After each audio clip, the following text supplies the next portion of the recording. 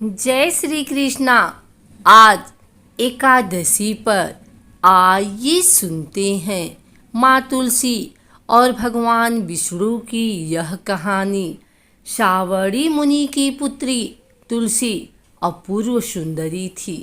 उनकी इच्छा थी कि उनका विवाह भगवान नारायण के साथ हो। इसके लिए उन्होंने नारायण पर्वत की घाटी में स्थित बद्रीवन में घोर तपस्या की।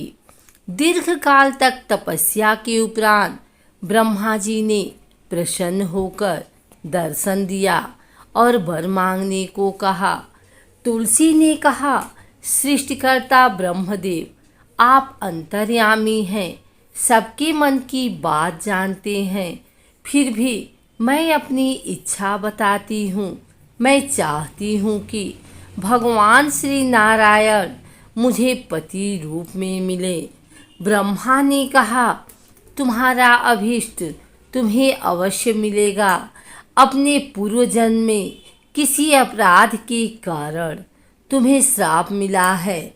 इसी प्रकार भगवान श्री नारायण के एक पार्षद को भी दानव कुल में जन्म लेने का श्राप मिला है।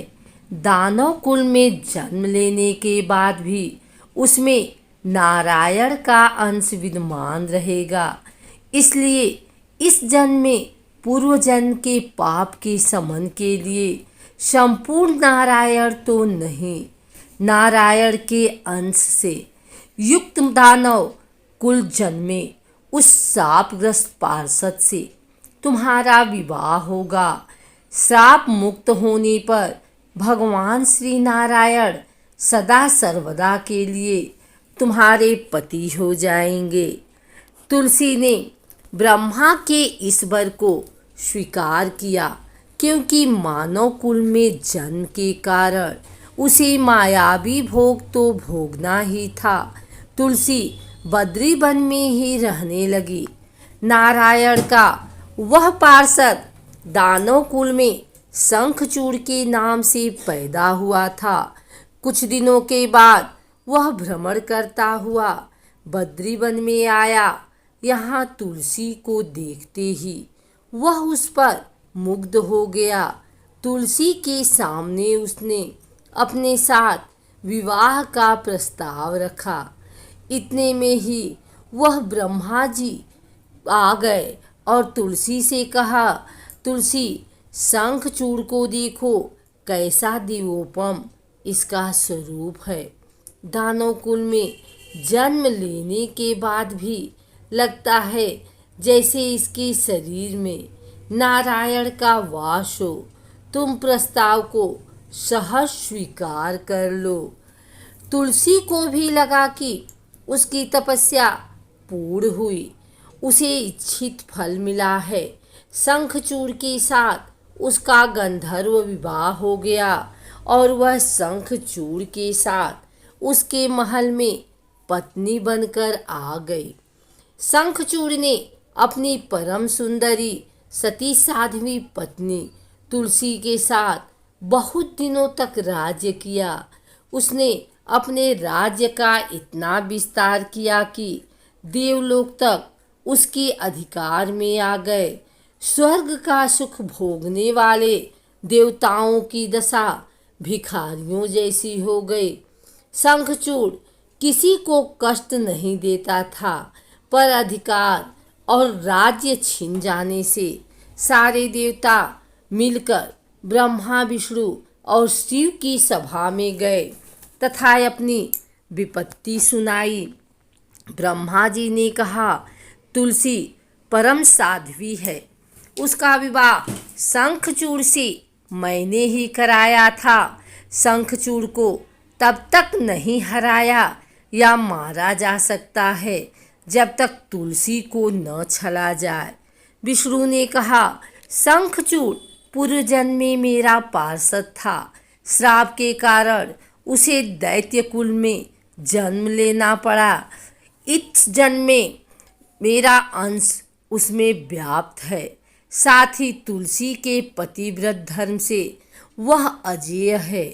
फिर देवताओं की सहमति से भगवान शिव ने शंखचूड़ के पास संदेश भेजा कि या तो वह देवताओं का राज्य लौटा दें या फिर उनसे युद्ध करें। शंखचूड़ शंकर के पास पहुंचा। उसने कहा, देवाधिदेव, आपके लिए देवताओं का पक्ष लेना उचित नहीं है। राज्य बढ़ाना हर राजा का कर्तव्य है। मैं किसी को दुखी नहीं कर रहा हूँ। देवताओं से कहिए वे मेरी प्रजा होकर रहें। मैंने आपका भी कोई अपकार नहीं किया है। हमारा आपका युद्ध शोभा नहीं देता। अगर आप हार गए तो बड़ी लज्जा की बात होगी और मैं हार गया तो आपकी कीर्ति बहुत अधिक नहीं बढ़ेगी। भगवान शंकर हंसे। वे तो सब रहस्य समझते थे। तुलसी और शंखचूड़ के पूर्व जन्म के श्राप की अवधि लगभग पूरी हो चुकी थी। बोले, इसमें कीर्ति और लज्जा की बात नहीं है। तुम देवों का राज्य लौटाकर उन्हें उनके पद पर प्रतिष्ठित होने दो।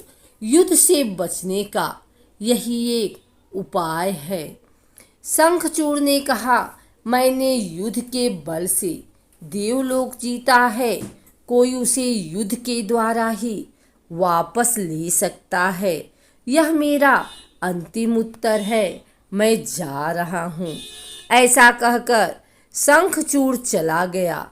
उसने अपनी पत्नी तुलसी को सारी बात बताई और कहा, कर्म भोग सब काल सूत्र में बंधा है। जीवन में हर्ष, शोक, भय, सुख दुख, मंगल अमंगल काल के अधीन हैं। हम तो केवल निमित्त हैं।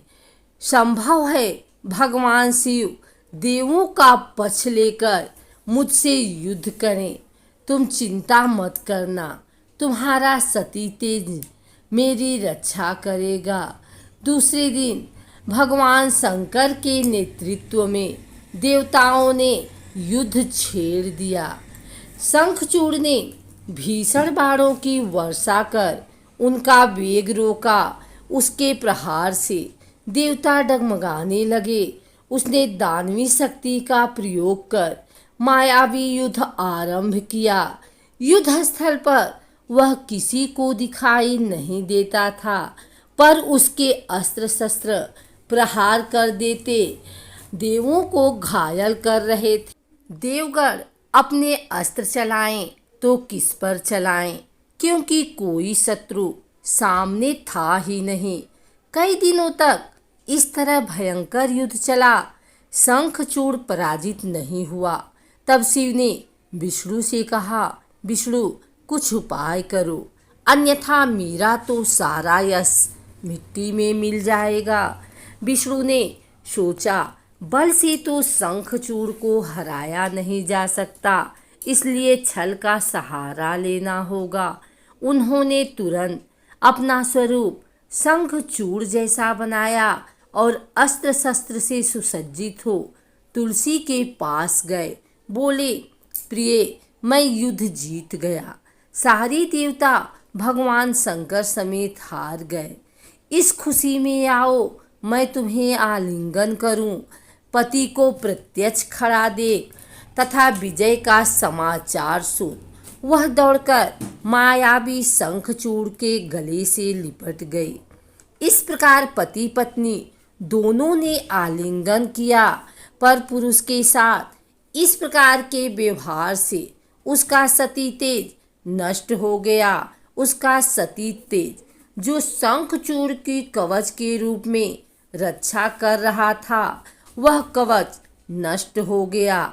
शंखचूड़ शक्तिहीन हो गया। यह जानते ही भगवान शंकर ने अपने त्रिशूल से प्रहार किया। त्रिशूल के लगते ही शंखचूड़ जलकर भस्म हो गया। शंखचूड़ के मरने को जानकर विष्णु अपने असली स्वरूप में आ गए। सामने अपने पति शंखचूड़ के स्थान पर भगवान विष्णु को खड़ा देख तुलसी बहुत विस्मित हुई। उसको पता लग गया कि स्वयं नारायण ने उसके साथ छल किया है। क्रोध में आकर उसने श्राप दिया, एक सती स्त्री का सतीत्व भंग करने के अपराध में तुम हृदयहीन पत्थर हो जाओ। विष्णु ने तुलसी के श्राप को शिरोधार कर कहा, देवी, तुम्हारे साथ शंखचूड़ के कल्याण के लिए मुझे ऐसा करना पड़ा। तुम दोनों को श्राप मुक्त करना था। तुम अब शरीर त्याग कर तुलसी बिरवा के रूप में जन्म लोगी और मेरी पूजा तुलसी दल से होगी। मैं शालिग्राम पत्थर बनूंगा। मेरे शीश पर तुम आदर से विराजमान होगी। तुम्हारे पति की हड्डियों के चूड़ से शंख की उत्पत्ति होगी। उस शंख ध्वनि से देवताओं तथा मेरी पूजा आराधना होगी। जहाँ शंख ध्वनि होगी वहाँ मंगलमय मैं विराजमान रहूँगा। तुमने पूर्व जन्म में बद्रीवन में मुझे पाने के लिए बड़ी तपस्या की थी।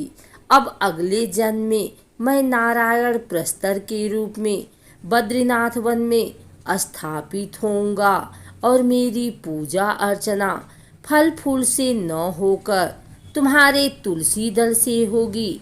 मेरे शीश पर विराजमान होकर तुम मुझसे भी ऊंचा पद प्राप्त करोगी।